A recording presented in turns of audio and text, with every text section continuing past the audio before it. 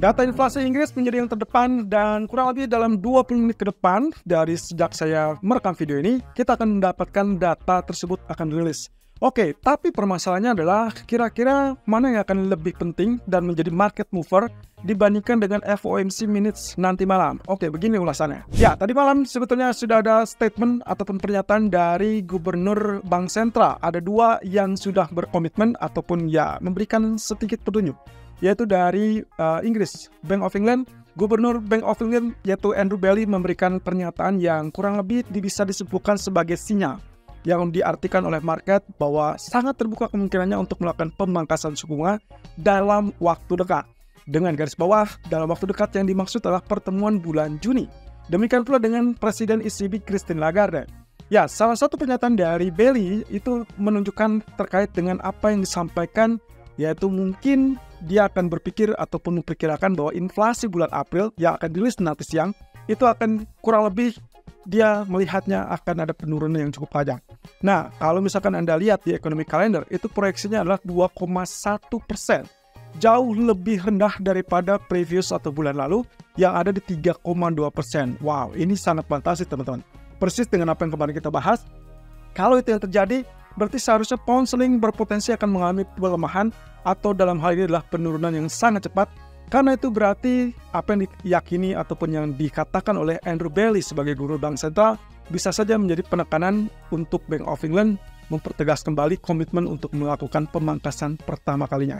Nah, jangan kaget juga kalau ternyata Bank of England ke depannya mungkin akan melakukan hal yang serupa dengan Fed, yaitu terkait dengan FOMC meeting ataupun FOMC yang ada press conference.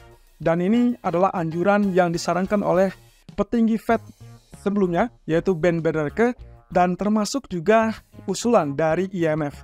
Jadi Bailey akan mempertimbangkan kemungkinan MPC ke depannya akan ada lebih sering atau lebih banyak lagi press conference. Ya, MPC ini adalah kalau misalkan di Federal Reserve itu berarti FOMC alias Federal Open Meeting Committee. Tapi kalau MPC, Monetary Policy Committee. Jadi kita akan lihat di sini ke depannya mungkin akan lebih terbuka persis dengan apa yang dilakukan oleh Federal Reserve. Nah, satu sisi dari Christine Lagarde, dia sangat yakin juga bahwa inflasi di zona Eropa kecenderungannya akan relatif bisa terkendali. Dan dia perkirakan kalau misalkan dalam 1 tahun ke depan atau bahkan setelah 1 tahun ke depan, artinya kemungkinan mereka akan mendapatkan inflasi tersebut cukup terkendali. Dan itu pula sebagai penanda bahwa kemungkinan untuk pertemuan bulan Juni bisa saja kalau memang ternyata datanya mencukupi dan sangat meyakinkan, mereka pun akan melakukan pemangkasan suku bunga seperti yang digembar-gemborkan dalam 3 minggu terakhir ini. Nah, ini adalah penegasan teman-teman. Berarti kalaupun misalkan nanti sore akan ada agenda di mana Christine Lagarde akan memberikan pernyataan ataupun pidato, saya tidak akan melihat itu sebagai market mover karena kemungkinan hal yang penting sudah diutarakan di situ, dan kalaupun terjadi lagi, maka itu adalah pengulangan. Nah, otomatis nanti akan kita lihat adalah inflasi dalam beberapa waktu ke depan. Oke, sementara itu kalau kita lihat dari Federal Reserve, FOMC, ataupun Fed Speaker, tadi malam, walaupun kita lihat ada 3 agenda ataupun 4 agenda lebih tepatnya, ada Barr, kemudian Williams, kemudian Bostic, dan Waller. Seperti yang saya sempat sampaikan di video kemarin, Waller sebelumnya skip tidak menyampaikan ataupun tidak mengatakan sesuatu terkait dengan kebijakan moneter.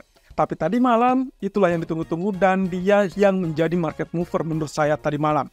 Pernyataan dia salah satunya menekankan kembali apa yang disampaikan oleh Powell di dalam FOMC meeting bulan Mei kemarin atau di awal bulan, lebih tepatnya pertemuan 2 hari, 30 April dan 1 Mei dan diumumkan di tanggal 1 Mei.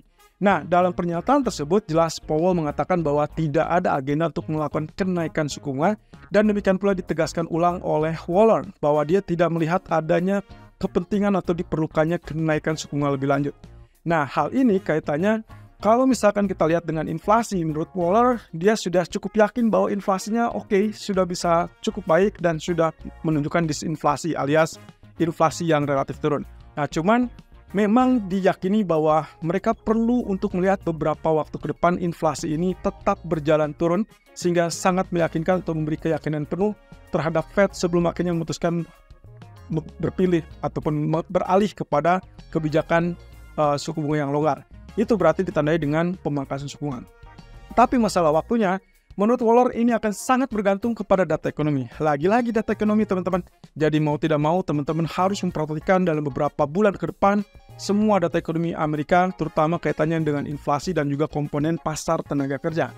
So, seperti yang akan terjadi malam nanti, itu adalah new home sales. Perkiraan saya mungkin itu harganya akan relatif naik seperti yang diproyeksikan, tapi kemungkinan untuk menjadi trigger ataupun pemicu market, kelihatannya kita asumsikan ini masih 50-50 ya. Bisa saja ini kaitannya dengan inflasi sektor perumahan. Tapi kalau misalkan data yang relatif rendah, lagi-lagi itu yang akan menekan untuk kemungkinan potensinya, ya katakanlah mungkin kesempatan untuk melakukan pemangkasan suku bunga semakin dekat.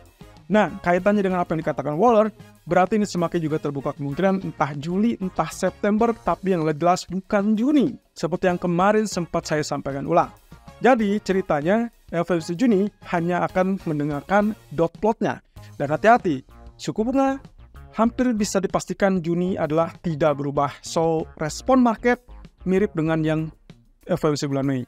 Jadi kita akan melihatnya posisinya adalah pengumuman ataupun press conference terkait dengan apa yang akan dilakukan selanjutnya. Dan itu kaitannya dengan dot plot ataupun proyeksi ekonomi. Ya, oke, kalau gitu inflasi Inggris dengan FOMC minus, kira-kira mana yang akan menjadi market mover ataupun yang menjadi fokus utama? Oke, kalau kita bisa bicara dengan inflasi berarti data yang dibutuhkan untuk memberikan rekomendasi bagi bank sentral kira-kira step apa atau langkah apa berikutnya yang akan dilakukan oleh bank sentral.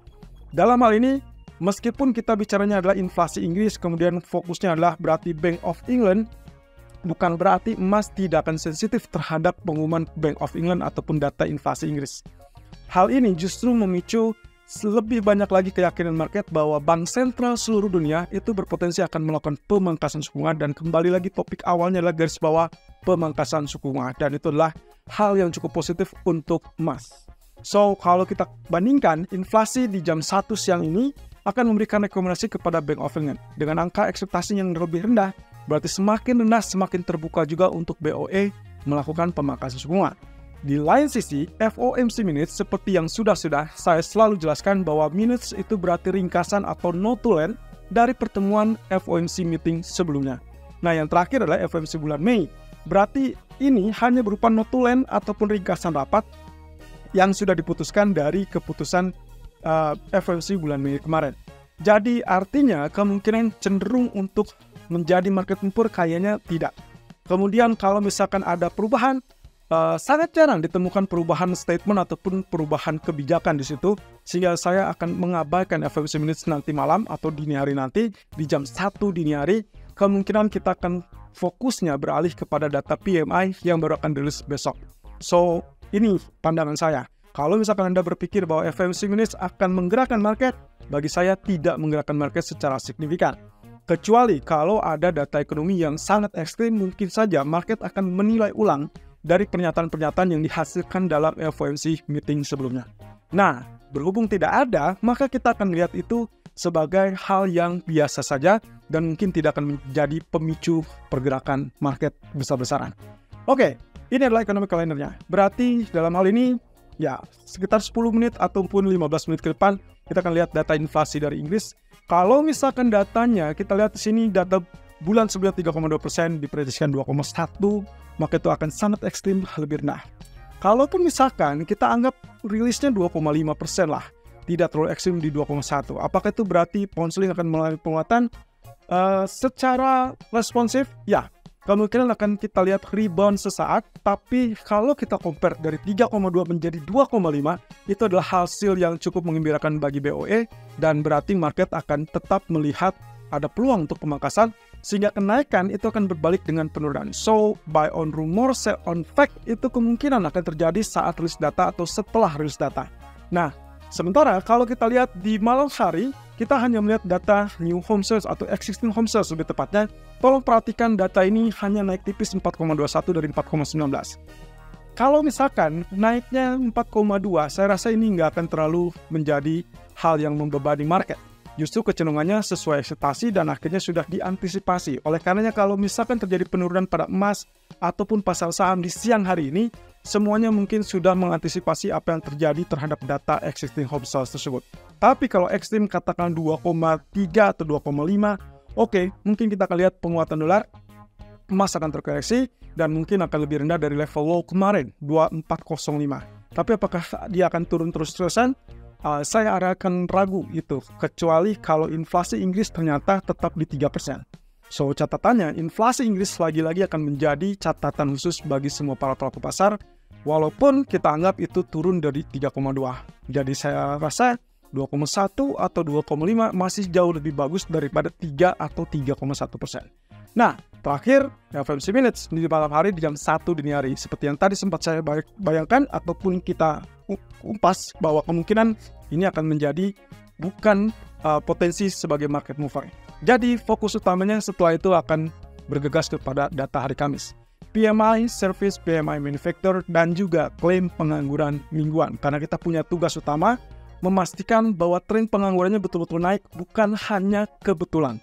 Setelah kemarin, saya rasa itu sudah ada tanda-tanda, tapi kita perlu meyakinkan lagi satu kali data lagi minggu ini.